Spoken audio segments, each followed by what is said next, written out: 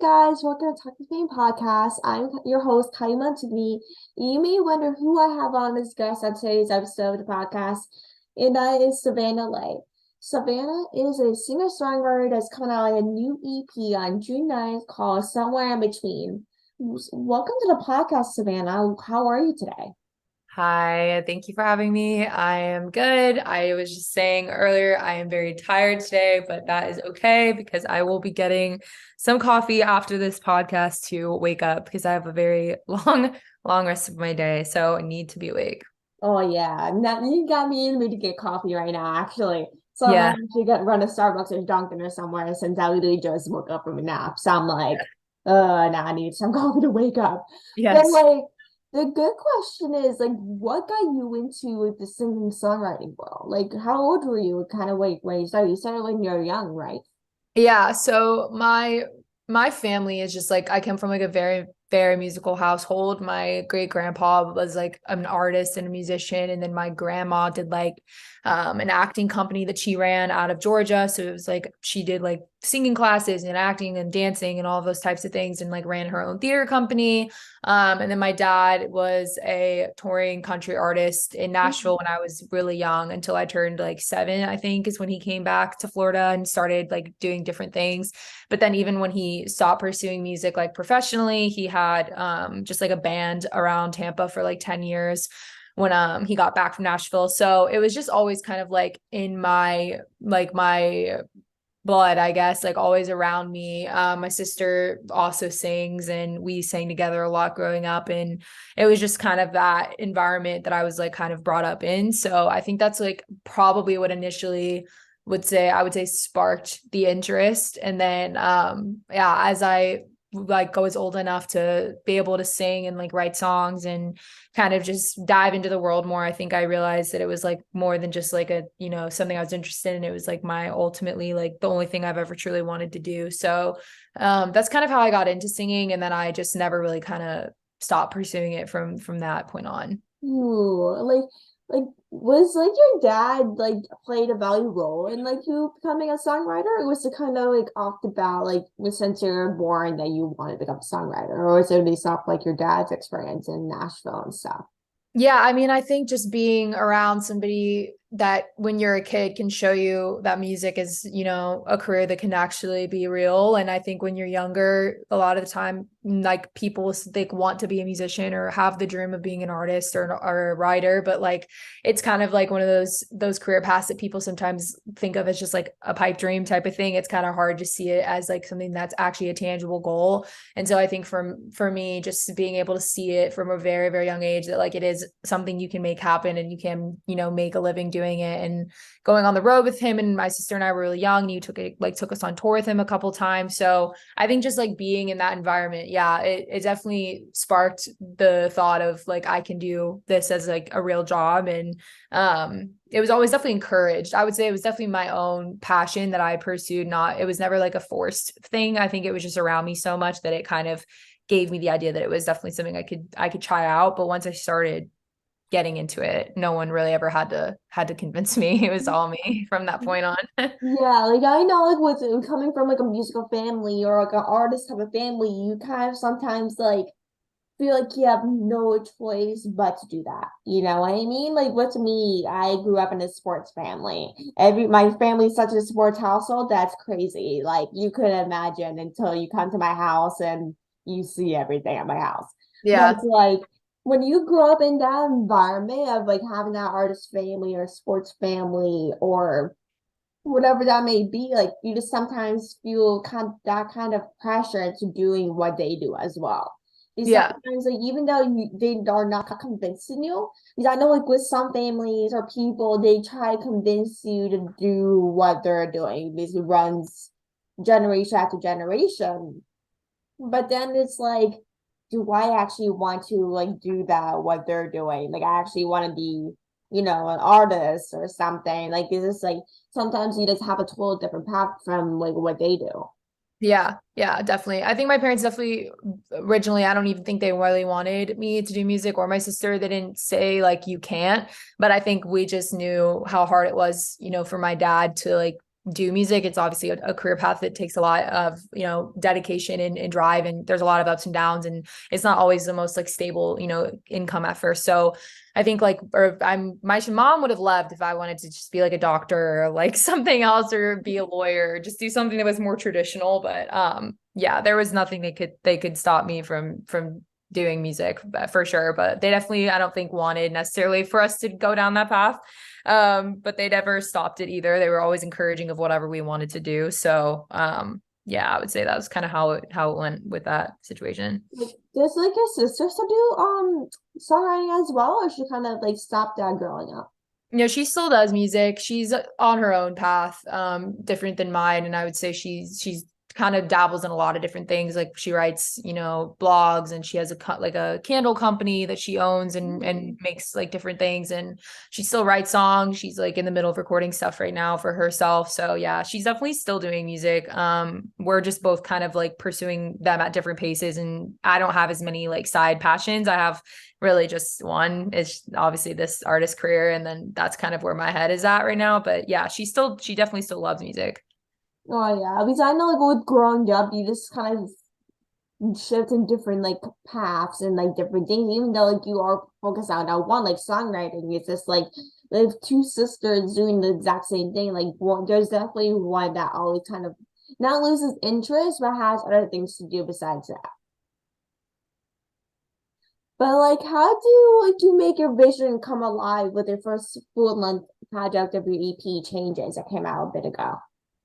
Um, that EP was my first project I'd put out on my own. I was in a duo for a couple years when I first moved to Nashville with my sister. It was like we were doing like country pop music, but I really didn't feel like country was ever necessarily the kind of music I wanted to make. I think I just grew up around it so much, and it was just like Nashville is very primarily a country, you know, Mhm. place. And so I think that was kind of why when I moved here, that's kind of where I went. But like when like COVID happened and I kind of went out on my own, it was like my first solo project away from my sister. And I realized that I needed to kind of like really like deep dive that year and figure out like what kind of music I wanted to make during COVID, because obviously I had so much time on my hands and I was back in Florida. And so it was kind of like the year that like, you know, social media started becoming a thing with TikTok and all of that. So it was really just like a year for a lot of self-reflection, you know, writing, seeing what came out and seeing what what I was making. And when I moved back to Nashville after COVID again, because I was, you know, in Florida for that year, I was just kind of like on the search for, you know, people who could help me create like a pop sound that I was looking for, just because like I mentioned, the previous people I'd been working with were mostly in the country realm. So Mhm. um, the band Nightly is somebody that I still work with now, but they were like kind of the first group of you know, people in Nashville, like producer wise, artist wise, that kind of took me in and like heard my music and wanted to help me, you know, create something that I was proud of. And so, yeah, they were a really big part of the EP Changes and helping like kind of cultivate what sound I was trying to go for. And I would definitely say that's like probably my most traditional, like I would say pop-ish project. I think that it definitely is a lot different than stuff that I've been releasing in the past year or two. But yeah, it was a really good start to like my journey as an artist on my own. And I would say that that's kind of how the vision came along, was just like a lot of time reflecting and spending time with that band that really helped me put it all together. Definitely. Like, where's like, did he move to Nashville just before, like, or they been there, living there for a couple of years? The band that I collabed with for that. Oh yeah. Yeah, they're all from like, I think a couple of them are from Philadelphia, and then I'm not Hmm. sure where the drummer is from, but they moved to Nashville before me. Not super long ago, I'm pretty sure, but like within the span of time that I've been here, they were here before that, I'm pretty sure.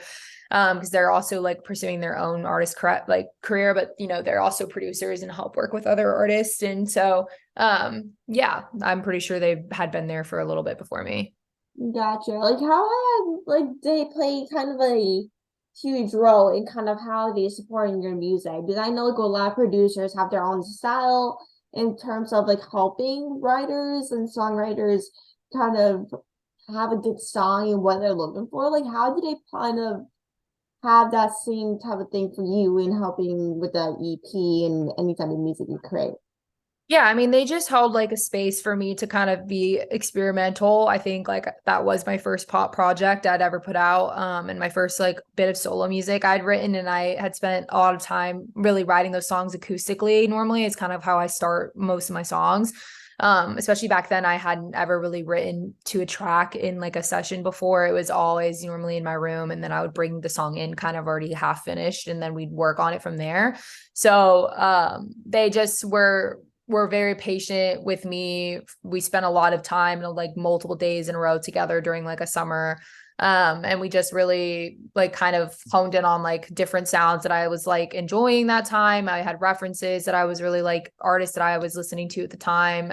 And like just made that they just helped make the project very cohesive. Like it all sounded, like a project. I didn't want it to sound like a million different producers on a million different things. So I wanted it to kind of tell a story. So they definitely helped with like the sound of everything. But like the writing and all of that stuff, I was mainly like a part of all of that stuff as well. So they were just really there to kind of, help me navigate what sounds I wanted to make with this project. And just kind of, like I said, hold space for me because I had just started really working on pop at that time. So I was very like new to all of that world. So yeah. Like with like coming with for producers, like not every like from my experience, not every song or project is going to be perfect. Even though like with producers, there's always like kind of something to kind of like add to it. Because like you said, like if you add 10 million things, it's gonna sound like a blob hit it. You know what I mean? It's gonna sound like something that's like not listenable, but it's like like kind of like why should I upload this like type of thing, you know? Yep. But Totally. like yeah, like what was it like hitting 200,000 streams in 1 week for your cover of The Scientist by Coldplay? Like you hit it like every single like 200,000 in 1 week, right? Yeah, it was just an insane time. I had been putting that song on TikTok for a few months before I ever put it out on like any type of streaming platforms. And I definitely didn't expect it to get as many streams as it did so quickly. I definitely was hopeful, and I had, obviously people on TikTok asking me to release it, which is why I ended up thinking it was a good idea. And I had already in my head had like I think probably yeah, like up to like 8 songs I knew I was releasing that year, which is what my first project, The Way I See It album was, which was all those songs. And so I already kind of had those in mind for the year, but I just thought it would be fun to kind of kick off the year with the song that I really enjoyed and that I made my own. Obviously, I wanted to make it sound like me. And so yeah, I mean, it was really awesome. It was definitely the fastest growing song I've released, even though it's obviously not my exact song. I haven't written it, but just along like any other song I've put out on streaming platforms, that one has performed the quickest, mainly off because of TikTok and just exposure on social media. But yeah, it was really cool. It definitely helped kind of kickstart my project that I had coming out later that year. Just having people that were like coming from different places organically, like people, listeners that enjoyed my music. So yeah, it was awesome. Like with especially Coldplay, like Coldplay is such a big band that like whenever it's like you or some other artist like covering Coldplay, I feel like it will go big no matter what. Because how Coldplay is big and like their music is just insane. It's so good. Yeah, totally. And like, what is like your dream artist to like perform with or go on tour with? There's so many artists that I really love and look up to and would love to collaborate with. I think like touring wise, I would love to tour with like Gracie Abrams or Hmm. like someone in that world. Just like I feel like that she's definitely someone I've been listening to a lot more in the past couple years than most any other artist that I have on my like listening platforms. But yeah, I think there's so many people that I would kill to perform with. Just music as a music fan. I'm also obviously a musician, but I love music and I spend a lot of time kind of diving into artists that I love and not listening to just like one song, but I listen to like full albums and I really like enjoy music just as a listener as well. So yeah, there's a lot, but I would love to tour with like Gracie Abrams and see what that could be like. That would be cool. That definitely would be so cool because like with like being a songwriter, I know like with people like they can think like, oh, you can't listen to music because you're a songwriter, but like how are we supposed to create if we don't have anyone to look up to? That type of thing, you know? Like how are we supposed to find people to write music with and stuff, you know? Like how are we supposed to get Totally. that information? Totally. And like on June 9th, they're coming out with a new EP called Somewhere in Between. Like what can like fans expect from you, like your new EP coming out on Friday?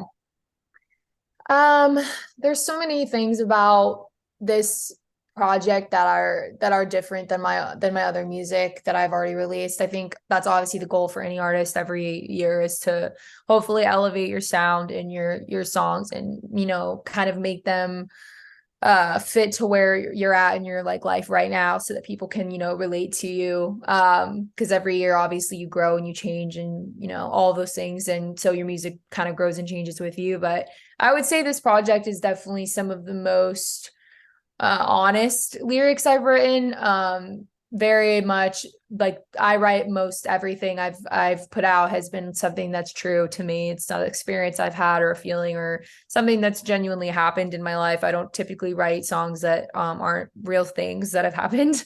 Some artists love doing like storytelling in the sense like they're writing a song for someone else. There's something that they've seen, but not necessarily something that happened to them. And I may be able to do that at some point in my artistry, but like for the past few years, I've just written about things that I genuinely felt. And I think that that's why my music makes me feel vulnerable when I release it, and why people hopefully can relate to me. But at the same time, yeah, it's difficult to put songs out when they're so true to you and what they're, saying is true to your current life. So I definitely think it's just like probably the most honest project I've had. And yeah, we definitely experimented on production and tried to make it, feel like me, but also feel new. And it like different than their like last stuff I put out. So yeah. Yeah, definitely. Like with when coming out with new music, even though it's so true to you, like you said, like it's just like even though you're proud of that project, like you're just scared of what people are gonna think of this. You know, like how are people gonna like this? Like there's always that one person that's gonna dislike the song, be like, okay, well, this might be the worst song I ever heard. Like that might be bad, but it's like even though if it's like true to you and you like it, that's the most important thing. Like it's okay people don't like it. I'm sure like every songwriter has a song that they listen to, whether it's from a different artist that they don't like. You know what I mean? So it's like even though they experience that, like it's like as long as you're like passionate about the song, you like it and it's true to you, then like that's the most important thing you could never imagine as a songwriter, right? Totally. And like, is your new single emotionally invested part of your new EP, or is it just kind of like an individual type of song? Yeah, every song I've released this year, the first three singles are all on the EP. There's just two new singles that are kind of dropping on the same day when the project comes out. So somewhere between the single, obviously it's not a single anymore, it'll be on the project, but and then another song called Never Leaving, which is like the last song off the project. Those come out at the same time on June 9th. So yes, Emotionally Invested is the second single off the project. Ooh, perfect. Is it come out like on midnight on June 9th, or is there Yeah, it should be 11 p.m. Central, so 12 a.m. Eastern time, and then 9 p.m. Pacific time, which is like LA. perfect? And like in the song, I was like the album's titled, the EP's titled, is there gonna be this like somewhere in between, but is there a song that name, or is it kind of like this album type of name? Because I know like with a lot of artists, they like to make a song that's like the same name as the album. Yeah, Somewhere in Between is the focus track of the EP. So yeah. Perfect. And like, what song are you most like excited to perform from the EP? Like, is there any like song, or is it kind of like, oh, I kind of want to perform all of them? Because I know like it can be very hard to choose like just one. Yeah. I don't know. I mean, that's a good question. I think I definitely excited for them all of them because I haven't performed them out, at all since I've released them. But um I think I'm really excited about Misery just because I'm playing that song on the electric guitar at the show, and that's like the first time I'll have played that. So at a show like that. So I'm really excited about that song, and it's definitely like one of my favorites off the project. So probably that one, but I am excited to do all of them. Ooh, like, are you performing that, like, any of your like, songs from the EP at your show on June 8th at Nashville, or are you just performing it like after like Nashville, like after it comes out? They come out, the songs come, or the show's on June 8th, and then obviously the EP's on June 9th, but like the Nashville, technically it'll be the night of June 8th. Technically the songs will all be out because they drop at 11 p.m., which is then 12 a.m. Eastern. So technically they're June 9th, but for Nashville people, it's really on June 8th that they come out at 11 p.m. So it'll just be a few hours after the show that the whole thing comes out. Oh, it's like I feel like that's like the best way to celebrate though with a show than like once it gets out, it's already out. Like I feel like that's like the best way to kind of celebrate the EP and everything. Right. It's definitely going to be a cool experience to have my project drop like right after the show. I think it'll be super fun for sure. Oh yeah. And like I said earlier, on June 8th, you're going to be performing at the end in Nashville. Like, have you ever performed there before? Or is this all your first time? This is my first time performing there. I have heard of it and I've had a lot of friends, have their shows there. I've just never gotten the chance to see it or really play. I kind of live on the opposite side of town from where most of the music venues are in Nashville that people play at. So, yeah, I'm really excited. I've never played there, but it'll be a lot of fun, I'm sure. Ooh, like what can people expect from the show? Like, is there any specific things you're like trying to put in the show? Like, is there anything specific you kind of want to bring to the audience on the show? Yeah, I mean, there's so many moving parts to the show just because it's my first real like headliner. So my team is here and they're working on a lot of cool stuff and a lot of ways to just like interact with fans at the show. And there's a merch line that's coming out. There's a lot of really exciting things with that I've never had any type of like merch pieces before. So this will be my first time doing that as well.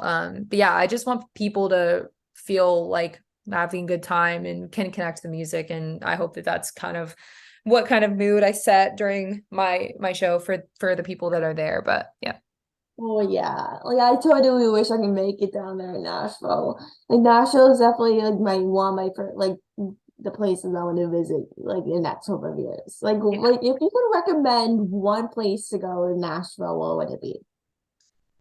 Oh, Nashville's so big. So many things. I feel like I don't know. I just love like I don't want to say downtown because it's so basic. Like everyone comes here and goes downtown. It's like the Mhm. thing that everyone does. But I feel like just going to see different like kind of like downtown, but like near East Nashville, I would say is where like the artists and creatives live a lot of the time. There's a lot of cool stuff down there, a lot of live music, a lot of, things that people don't really know about. They're like underground like bars and cocktail bars and things that are Ooh. fun to do. Are all around East Nashville and like the tourists are all kind of in Broadway. So that's downtown, which is where I don't go as much. But yeah. Now I need to do some research on Nashville. Like I never even heard of like underground bars and stuff there until you just said it. Like now I need to do some research. But like where can like people like buy tickets to the show if they're interested in going? There's a ticket link in my like all of my social media bios, all of like the links in there. You can get them on that online, or you can buy them at the door as well.